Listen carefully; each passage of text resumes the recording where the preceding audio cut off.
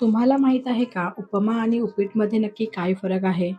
मला वाटतं उपीटमध्ये जास्त व्हेजिटेबल्स घालत नाही. फक्त कांदा आणि वाटल्यास तर थोडासा टोमॅटो. हां, पण वरून शेंगदाण्याचे कूट मात्र आम्ही नक्की घालतो. तर उपम्यामध्ये हव्या त्या व्हेजिटेबल्स आपण घालू शकतो आणि उपमा थोडासा मॉइस्ट पण असतो कंपेअर टू उपीट.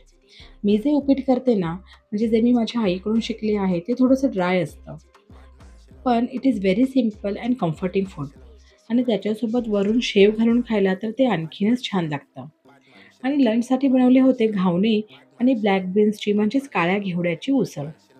घावणे आणि उसळ हे कॉम्बिनेशन खूप छान लागतं. आशूला तर हे खूप आवडतं. कोणतीही उसळ असेल ना घावण्याबरोबर तर खायला छानच लागते. आणि मला सकाळी टिफिनच्या वेळेला घावणे करायला खूप आवडतात. कारण घावणे करता मी इतरत्र आणखीन 2 कामंसुद्धा करते. म्हणजे एका साईडला घावणे चालू होते, एका साईडला भाजी होती आणि साईडला मी संत्र पण सोलत होते.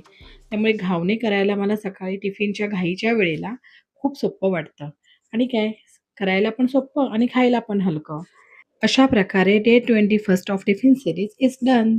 Thank you.